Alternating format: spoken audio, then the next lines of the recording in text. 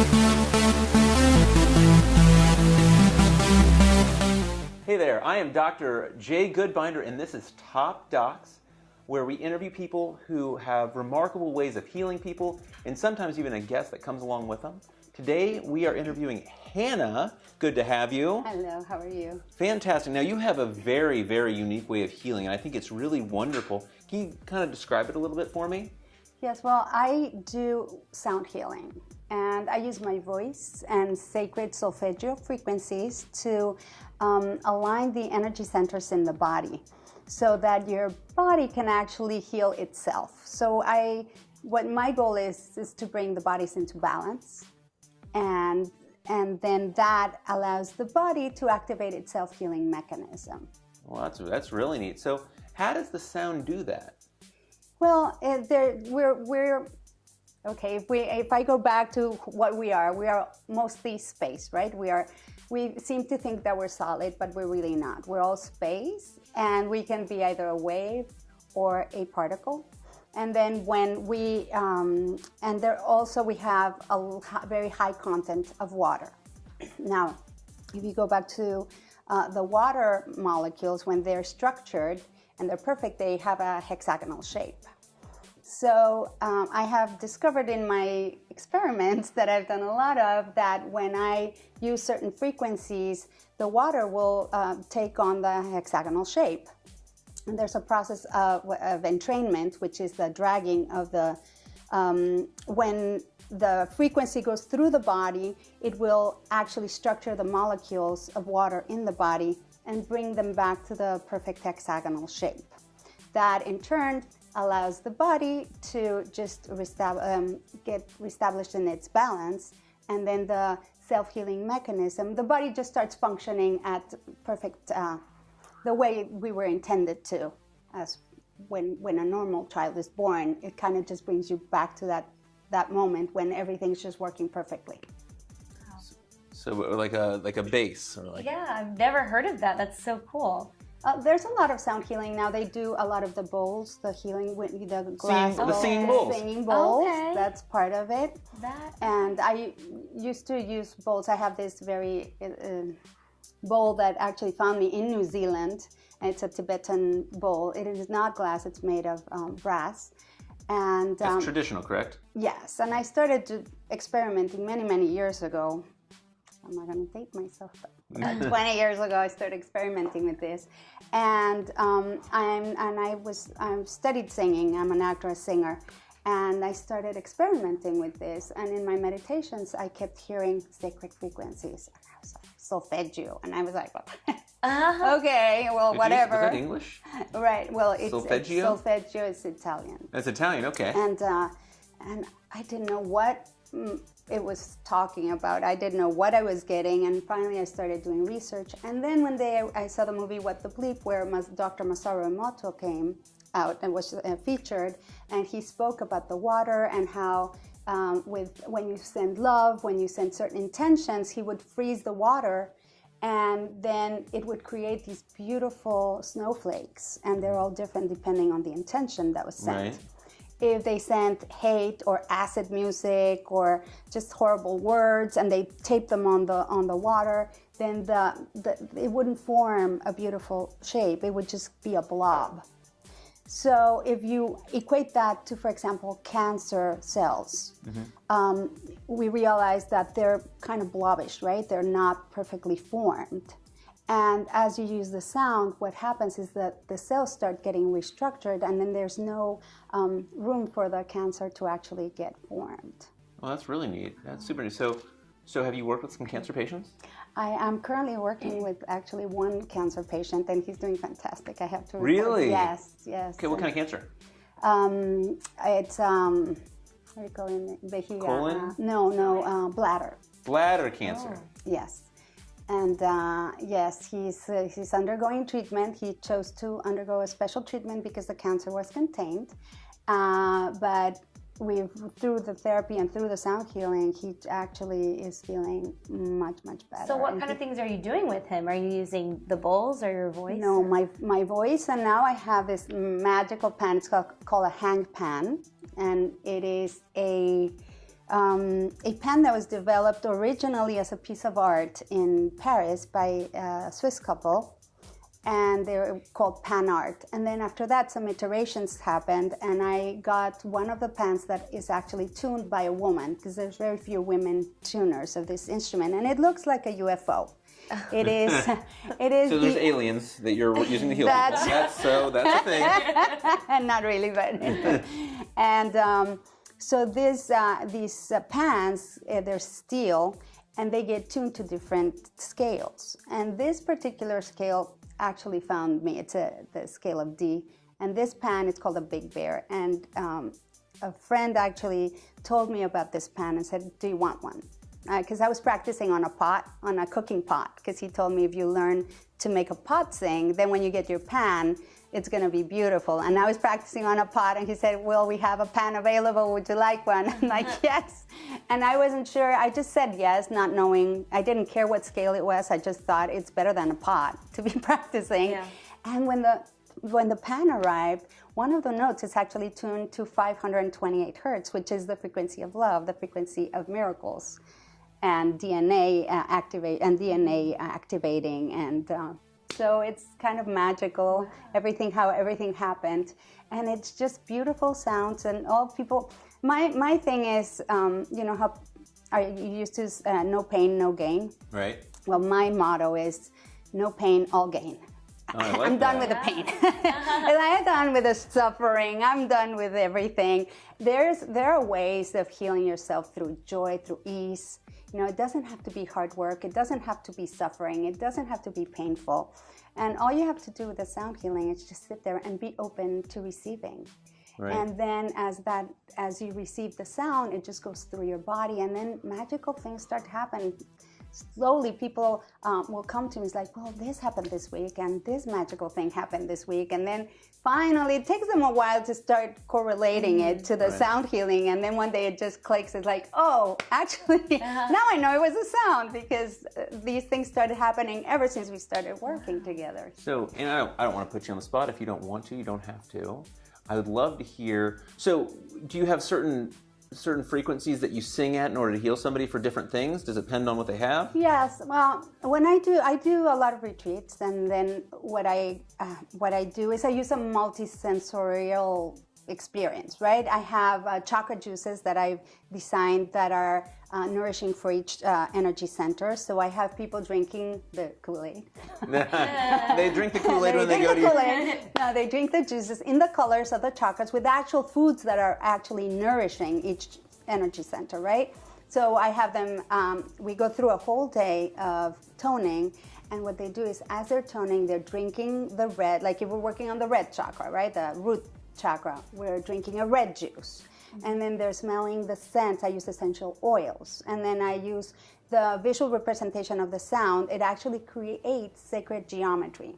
So when I sing it, I have this drum that I built, and I scatter sand on it, and I sing through this PVC pipe, and then the shapes get formed. Interesting. Wow. And you can get sacred geometry. Like, when you say sacred geometry, are you talking about fractals? Yes. I love fractals. I don't know, was it calculus? I think when we learn to create them, you create the formula, and it starts spiraling them out. It's really amazing. It's really fantastic. Yeah, the first time I sang at the 528 hertz, I got a hexagon filled with little tiny hexagons inside. And I just like, and then I took a picture, and then that eventually became the logo that I used. And what is that in? You're singing that into what? I use a PVC pipe. Right. The ones that they use for plumbing. Right. Yeah. And then what I did is I created my own drum. I got a painter's bucket, a big 5-gallon, and then I cut slits in like triangular shape so I could stick the PVC pipe through it. And then I had a little elbow shape, so then the opening goes up, right? Then I bought this latex sheet, really thin latex, and I got a flat bungee cord. I didn't know they existed, but then I found this flat cord. So I stretched it all out like a drum, so it vibrates. Then I put sand, and I would just scatter sand, and I would sing through this pipe. As the latex vibrates, then the sand starts taking shape. So she's crafty too. Like, come up with your own thing. It's so awesome. I spend hours. So did doing someone this. teach you how to do any of this, or did you just come up with all these ideas on your own? Well, I got a lot of it on my meditations, and then I do a lot of research online, and then I started seeing this. I started learning about cymatics, which is the visual representation of sound, and I got a tutorial online, and they said just buy the latex and figure it out, but I couldn't find the right container, so I got the painter's bucket. I mean, the flat bungee was just pure luck, you know, it was just, it had to happen, you know. It was easier for me to tie it because a lot of these things, I did a lot of these things almost in hiding, because when I was doing them, I was afraid they were going to send them in with a white coat to just put me away, because it wasn't, you know, I was like, I do sound healing. Now I can say it, and in New York there's a lot of, they do sound baths and they use the bowls, and now it's become more mainstream. When I was doing this, it was like, I didn't want to tell a lot of people. And I used some of my friends as guinea pigs, and they were like, oh my God, you have to tell people about this. And I'm like, no, don't tell anybody. You can't tell them. They're going to put me away. And so a lot of it, like the bungee cord, was really hard to wrap around by myself. It's like I would have been happy having another set of hands so I could tie it up and get the latex straight. Then I have this, I do these cabaret shows, and one of my musicians, I said to him, are you interested in doing some experimental work? He's like, yes! And he was my ally, so he had this empty drum that was broken, so we were playing with the drum, we like busted I don't know how many speakers. Oh my God. We've gone through a lot to try and get the geometry, but then what I did is I painted the sand in the colors of the chakras, so every chakra that I work on, I'll like get the red sand out, and then I'll get the orange sand out, and then people can actually see what the sound This is very neat. is forming, which is also, you know, structuring their water molecules in their body. So 528 that's the love. Well, that's the miracle frequency and DNA. I would bet a lot of our viewing audience would love to hear. Can you just do 528 on command? I have a tone generator in my phone that if somebody could pass it to me, I can just, what I do is I listen to the tone and then I tune myself to that, and then I'll start toning on top of that. Where is your phone? Right on top of that, in that black I think this is going to be very important. Yeah, this is really cool. I want to see it. I imagine the viewing audience wants to see it. So when you are working with the cancer patient, how often do you have sessions, and how long is a session? How does that work? with him once a week, and we do about an hour and a half. What I usually do is, thank you, my love. What I usually do is I start doing a little bit of, I actually see the knots in people's bodies. Like when you have an energy blockage, I can sense a Are you an empath? knot. I don't know what I am. But I can sense the energy like getting all knotted up. Sure. Yeah. And I'm able to undo the knots. And sometimes I'll just do some asking of questions, and that releases, and that's part of the access consciousness that I've also studied. Oh, I love this. And it actually releases the energy. So we have almost come to the Are you excited to get healed? realization I'm of what caused his cancer. Right? Something that comes from many years ago. And he's been able to just do a lot of forgiveness work. Sure. Forgiveness of the people involved, forgiveness of himself. Is this like ancestral healing, that sort of thing? I've heard of that before. So. Yeah, it's kind of like that. You know, it's just, it actually, when you ask certain questions, you don't even have to know the answer. Sure. You kind of just ask the question and the energy just comes up and it's ready to be released. All right. And when that happens, you're able to really heal a lot of your past so that you can, I do this water that I have them also drinking structured water. But this water is called Clean Slate. And what I like to do is like erase the cellular memory, because we have all these familial patterns from culture, and with the epigenetics, I'm sure you. Right. You know, You've obviously done some research on me, huh? A little Apparently. bit. A little bit. She's prepared. But what happens is that we get all these programmings that are not even ours. Right. and we accept them without question. Sure. For example, the silverware, right? Who invented that the fork goes on the left, the knife goes on the right? And we just are born into that. I'm pretty sure I created that. Yes? Yeah. Oh, never Right? knew that. Right. For all that. In another life. Right, in another life, exactly. And so we come into this life and we take all these things, and never do we stop to question, does this work for me? Right. So a lot of the work that I do is, does this work for you?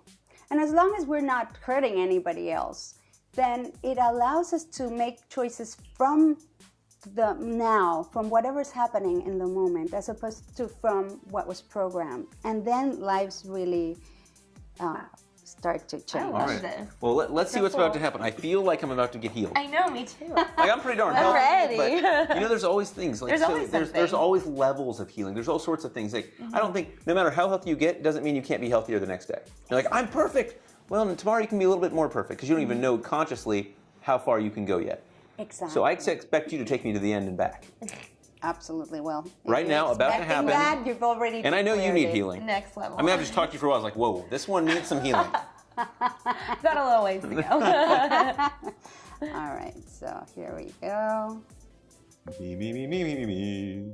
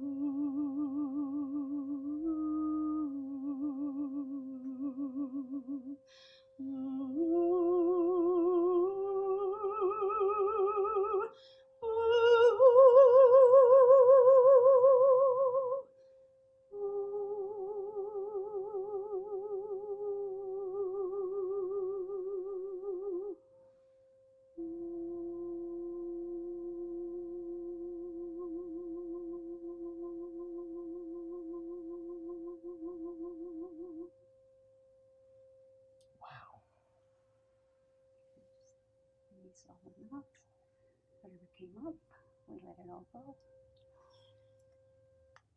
Wow, that was pretty awesome. Yeah, I feel like I just had an experience right there. That was an experience. That was awesome.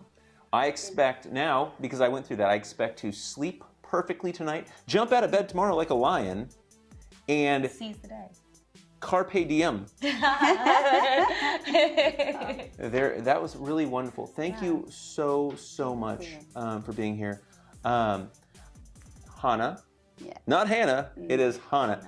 Hannah, thank you so much for being here. I think your way of treating, obviously very unique, and it sounds like very effective with your cancer patient. And I love the way it made me feel while you were doing it. It was really wonderful to see. I've never seen anything like that. So keep going, keep healing people. It was great to have you. Thank you. And maybe we'll have you again sometime. That was really wonderful. Thank you. All right. So obviously we've seen something really unique and really wonderful with Hannah today. Stay tuned for next time, where we'll speak with other healthcare providers and healthcare practitioners and doctors and other healers who do wonderful things to help people take control of their lives, feel better, and fulfill their purpose. See you next time.